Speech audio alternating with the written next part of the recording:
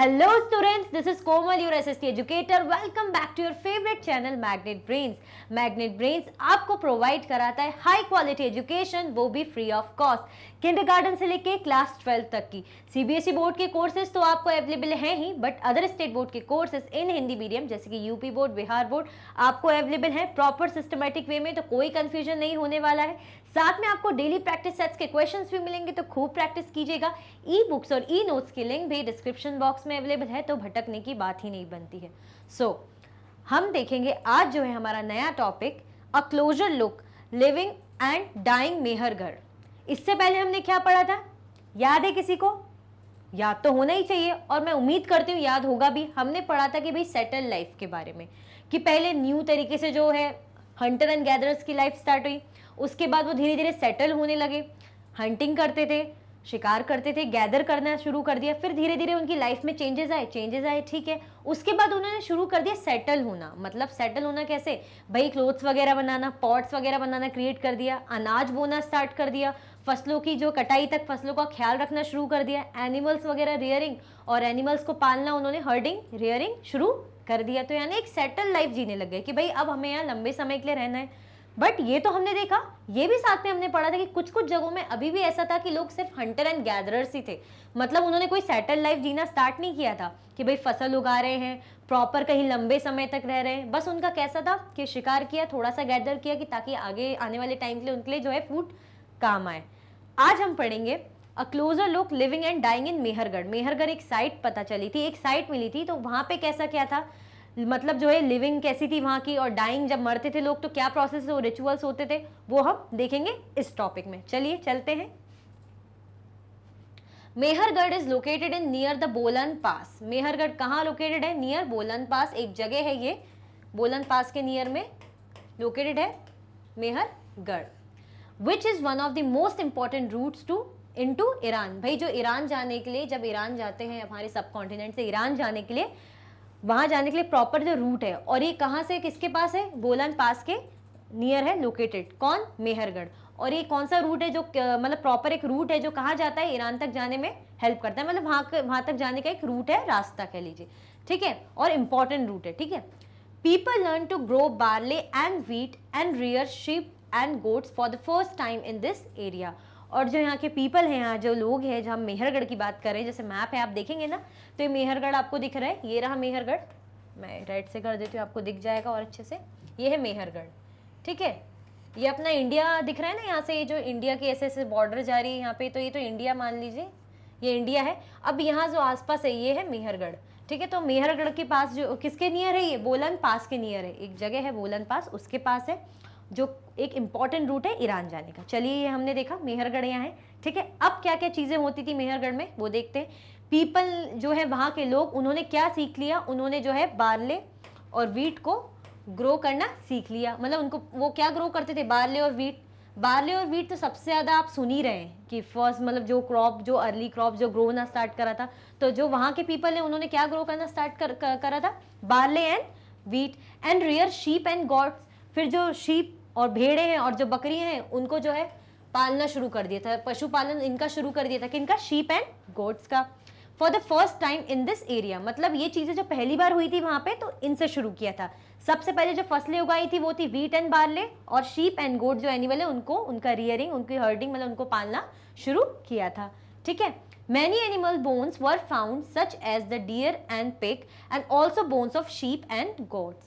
भाई काफ़ी जो एनिमल बोन्स हैं, क्योंकि हम मेहरगढ़ की बात कर रहे हैं, तो ये चीज़ें जो रिमेन्स जो मिले हैं ना, इनके थ्रू ही हम बता पा रहे हैं कि मेहरगढ़ में क्या क्या चीज़ें थी, ठीक है। तो यहाँ पे क्या मिले थे? एनिमल बोन्स, मतलब जानवरों की हड्डियाँ यहाँ पे मिली थी।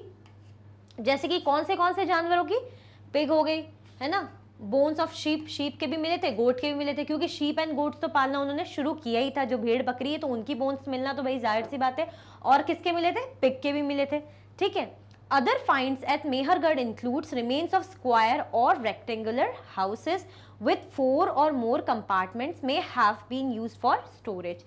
उनको इस टाइप के घर मिले थे। आपने मतलब आप पढ़ रहे हैं कि स्क्वायर और रेक्टेंगुलर, ये मैथमेटिकल टर्म्स यहाँ कहाँ से आ गए, बट उनकी क्रिएटिविटी थी कहाँ की? मेहरगढ़ के जो पीपल थे वहाँ के लोगों की, तो वहाँ के घर कैसे थे, नीचे जो रेक्टेंगुलर और स्क्वायर शेप में, मतलब एग्जैक्टली ना रेक्टेंगल कह सकते हैं ना स्क्वायर, तो बट जो वहाँ के रिमेन्स मिले उसके अकॉर्डिंग जो आर्कियोलॉजिस्ट ने स्टडी करके बताया कि भाई वहाँ के जो घर के जो नीचे जो शेप्स थे वहाँ पे वो कैसे थे, रेक्टेंगुलर या स्क्वायर शेप के थे, और ऐसे कंपार्टमेंट्स बने हुए थे, बोलते थे कंपार्टमेंट, एक खाली जगह, फिर दूसरा, फिर तीसरा, फिर चौथा, इस टाइप के अलग अलग कंपार्टमेंट्स बने हुए थे।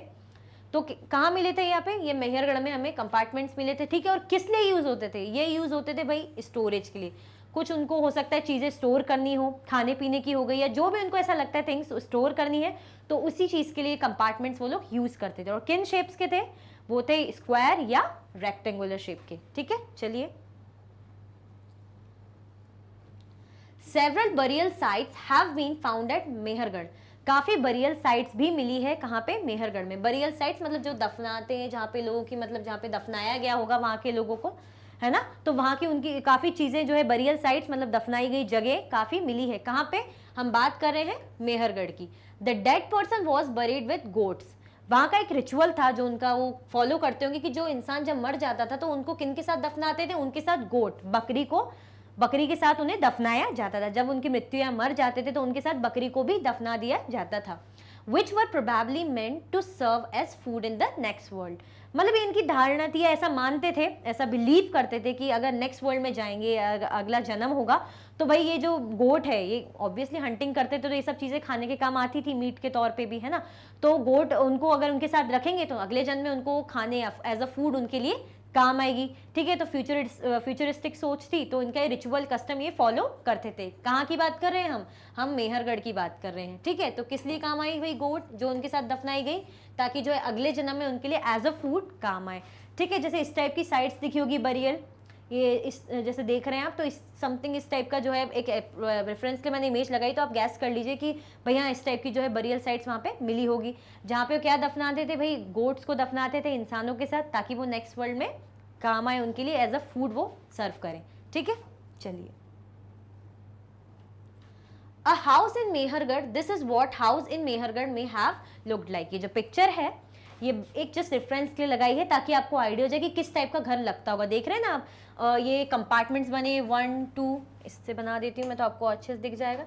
ये जैसे 1 2 3 4, ये अलग अलग टाइप के, मतलब यहाँ पे कुछ भी जो चाहे वो, चाहे खाने पीने की चीजें हो या थिंग्स जो भी वो यूज करते हो, उनको स्टोर करने के यहाँ पे काम आते थे, ठीक है। तो कैसे शेप का दिख रहा है, आप एग्जैक्टली भी नहीं कह सकते कि रेक्टेंगुलर है या स्क्वायर है, तो इसलिए रेक्टेंगुलर और स्क्वायर शेप के और अलग अलग कंपार्टमेंट्स के। कहाँ की बात हो रही है, मेहरगढ़ की बात हो रही है, तो वहां के घरों में ऐसा रहता था, ठीक है। चलिए,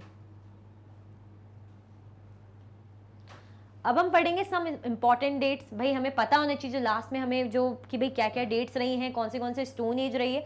इससे पहले हमने पढ़ा मेहरगढ़ के बारे में कि भाई वहाँ पे क्या क्या रिचुअल्स चलते थे, कौन सी फसल पहले में वहाँ पे उगाई गई, है ना, जैसे वीट एंड बार्ले वहाँ पे उगाए गए, ठीक है। और उसके बाद शीप एंड गोट उगाए गए, और वहाँ पे एनिमल बोन्स भी मिले। एनिमल बोन्स मिले किसके मिले, पिग के भी मिले, साथ में शीप एंड गोट के भी मिले, ठीक है। और वहाँ पे किस टाइप के हाउसेस थे, रेक्टेंगुलर और स्क्वायर शेप के, मतलब चाहे रेक्टेंगुलर दिखते हो स्क्वायर, और कैसे उनमें 3-4 जैसे अलग अलग कंपार्टमेंट बने हुए थे। जो कंपार्टमेंट्स क्यों बने हुए थे, ताकि जो है जो भी सामान उन्हें स्टोर करने के काम आए। साथ में वहाँ पे क्या रिचुअल करते थे वो, कि लोगों को ऐसे बरीड करते थे, बरियल साइट्स मिली है, ताकि जब लोग, ये भी था कि जब लोग वहाँ मरते थे तो उनको किन के साथ दफनाया जाता था भाई, जो गोट के साथ, बकरी के साथ, ताकि जब वो अगले जन्म में जाए या नेक्स्ट वर्ल्ड में जाए तो वो जो गोट है उनके लिए एज अ फूड सर्व हो, मतलब उनको भाई भूखे ना रहे, अगले जन्म में वो गोट उनके काम आए खाने के, ठीक है।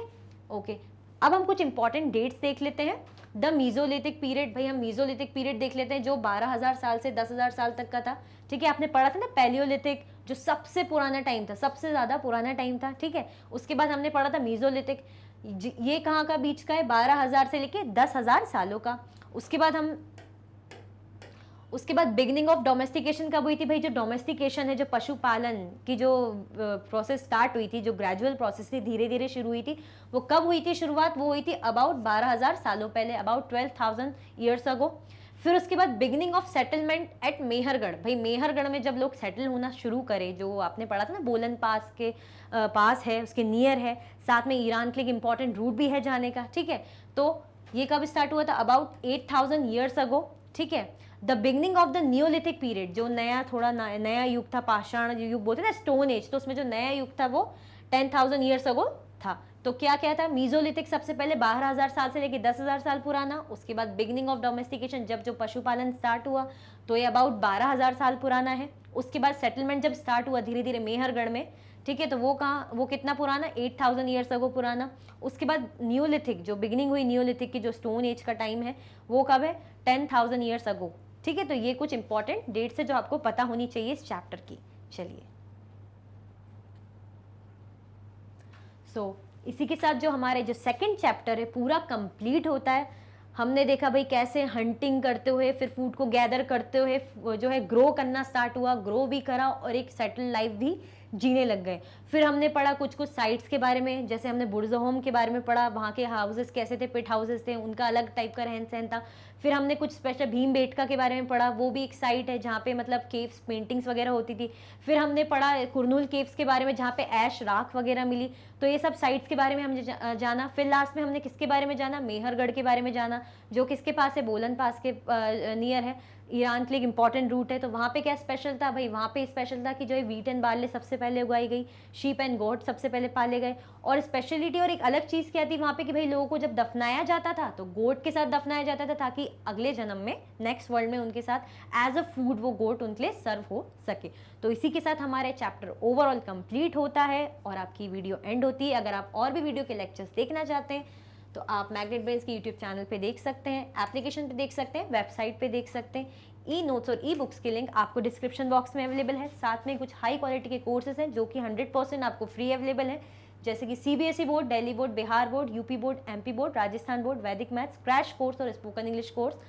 आप मैग्नेट ब्रेन्स के हिंदी मीडियम चैनल को भी जरूर सब्सक्राइब करें, फॉलो करें, बहुत अच्छे अच्छे वीडियोस आपको मिलेंगे, काफ़ी नॉलेज आपको मिलेगा। साथ में आप हमें अदर प्लेटफॉर्म पर भी फॉलो कर सकते हैं, जैसे कि फेसबुक, इंस्टाग्राम, एक्स, टेलीग्राम और व्हाट्सअप।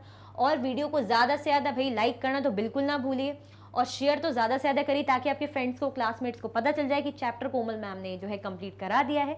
और चैनल को सब्सक्राइब करना तो बिल्कुल भी ना भूलें। अपना ख्याल रखें। Thank you so much for watching.